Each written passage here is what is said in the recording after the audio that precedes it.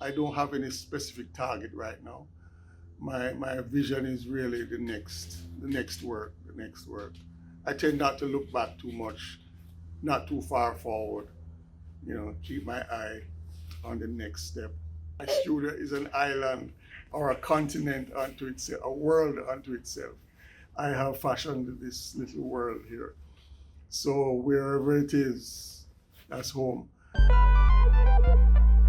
Why did you opt to become a sculptor instead of a painter like your famous father? I am very strongly influenced by him. Uh, and his drawing, especially his drawing skills, what really impacted me most. Drawing remains my favorite, my number one passion. And color was not that, I wasn't that focused on color. When I went to the art school, I found that drawing translated into sculpture and very well. We're dealing with light versus color and form. And it came natural to me.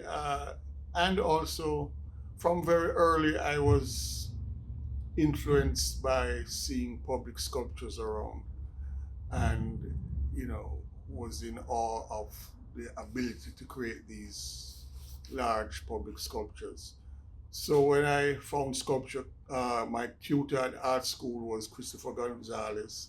He was very inspirational in, you know, talking about sculpture and teaching sculpture. So I decided that I would do sculpture.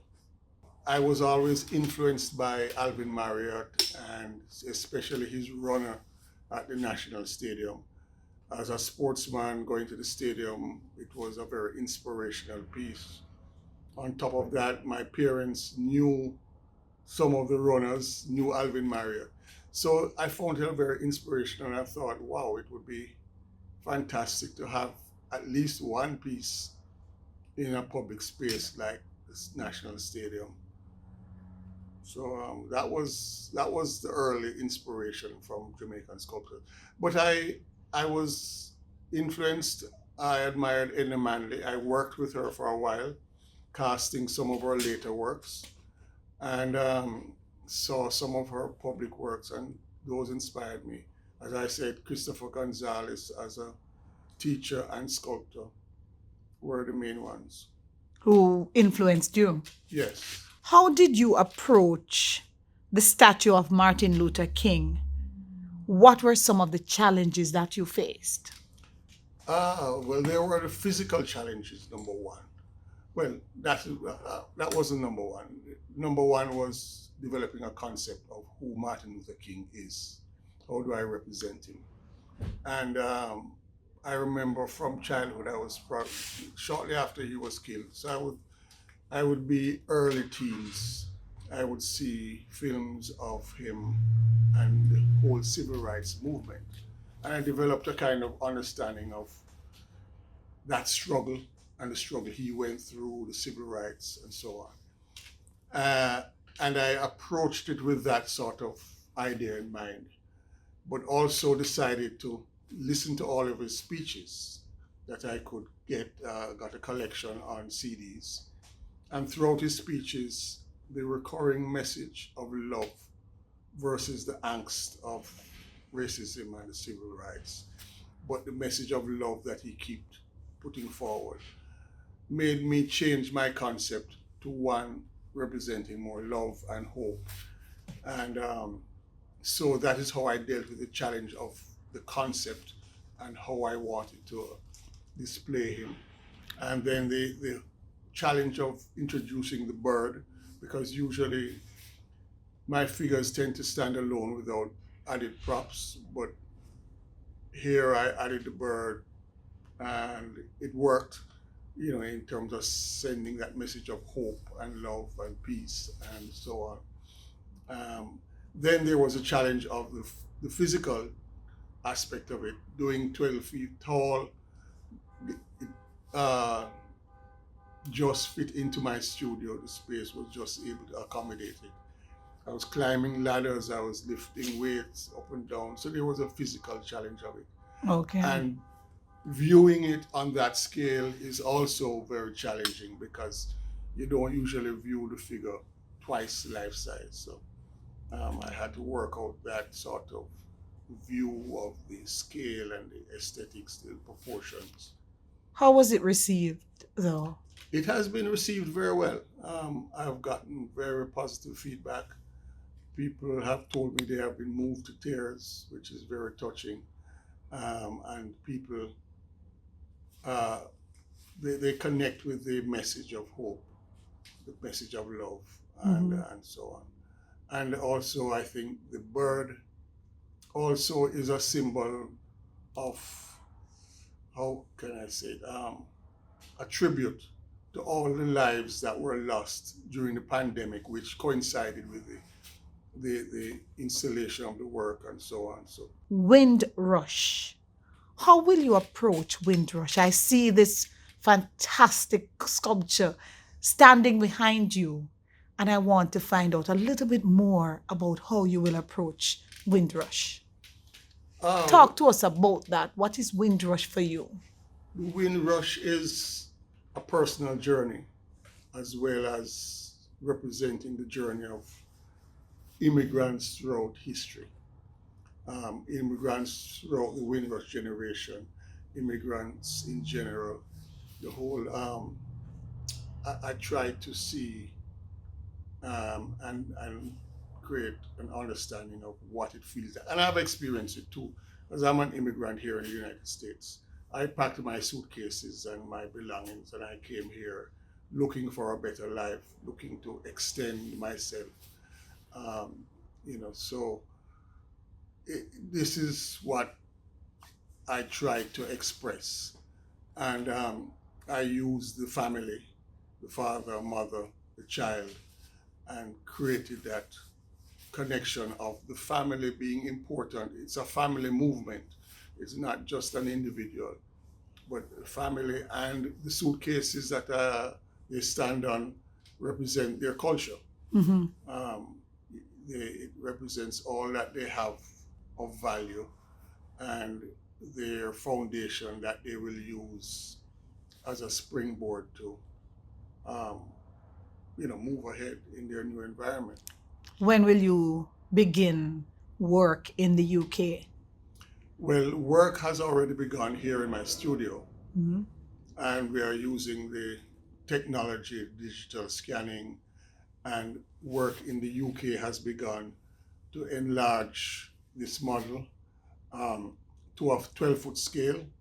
So the male figure will be 8 feet tall, and that is being done as we speak in the UK.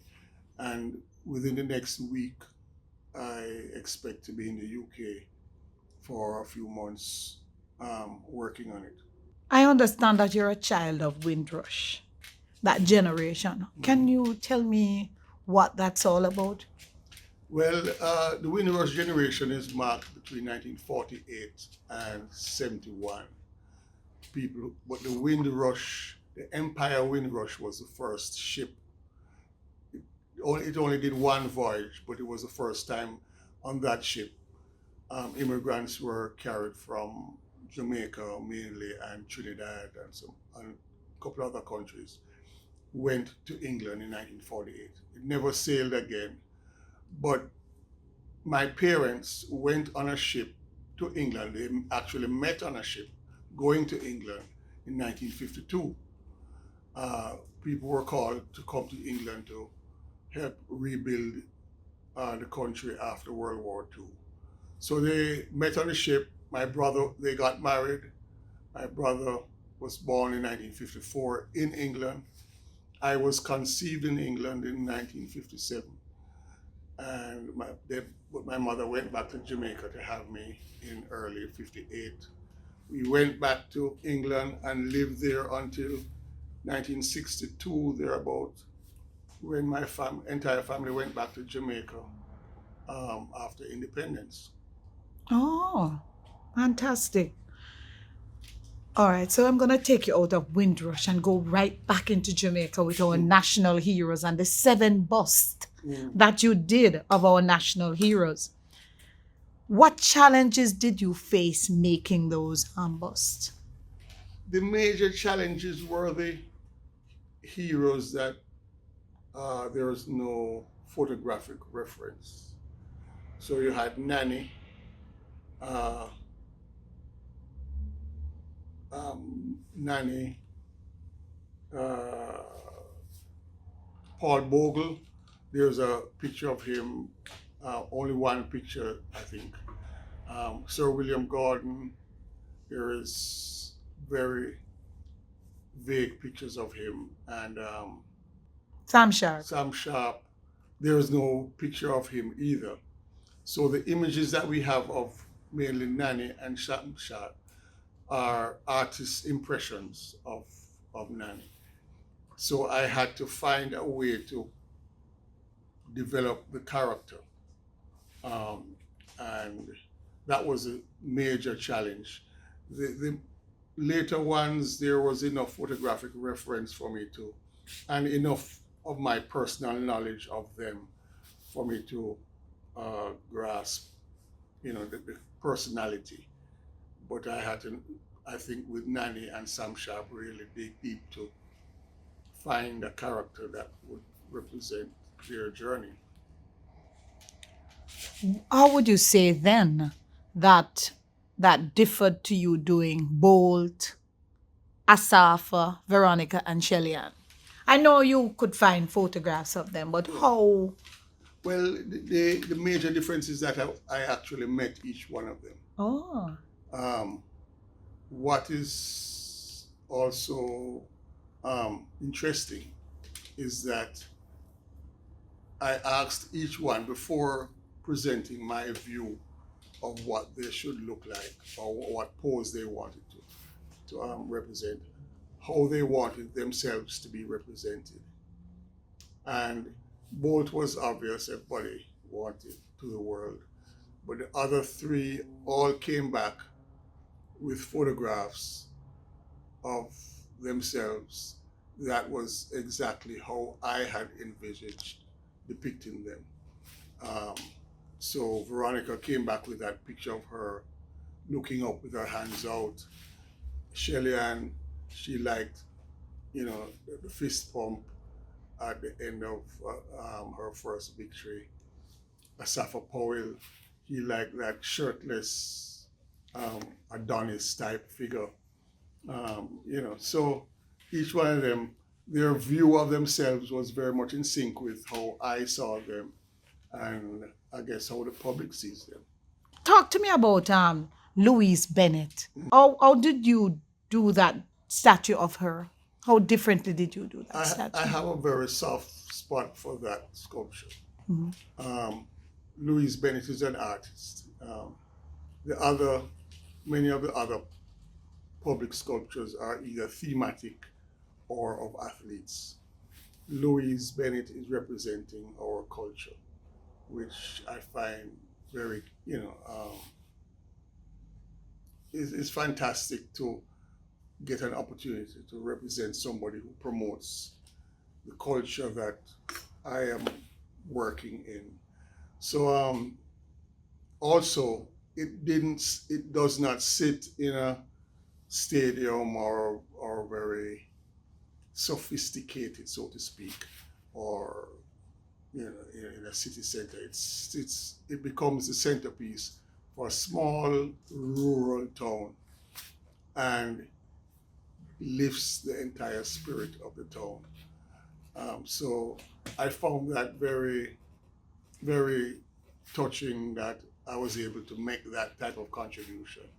And then Miss Lou is Miss Lou. She is, the mother of our culture, really. So that was a great experience. Of all the works that you have done, do you have a favorite and why? No, each one is like a child. I have no favorite of my children. Um, they have different characteristics. The closest might be Miss Lou, for the reasons that I just expressed, how it affects a community of our normal Jamaican people, how it, the potential it has to lift the spirit of a small rural town. Um, that would probably be my favorite. Okay. If you had the opportunity, whose statue would you do before you retire and Mm, why? well, I have no plans to retire, so I move from one to the next to the next. There are many stories to be told. Um, I am being called upon more and more to tell black stories, although my aim is to tell all stories. My focus in the smallest work, from a drawing to the biggest monument, is to speak truth. So I I I don't have any specific target right now. My vision is really the next work, the next work. I tend not to look back too much, not too far forward. Keep my eye on the next step. Where is home for you? You're Is it Jamaica or the United States? And can you elaborate on that? you're in my home. Which is the United No, States. which is my studio. Okay. My studio is an island or a continent unto itself, a world unto itself. I have fashioned this little world here. So wherever it is, that's home. Um, but on the broader scale, and I know what you mean, Jamaica is home. Jamaica is where my navel string is buried. Jamaica is where my foundation is. Jamaica put me where I am today Hmm.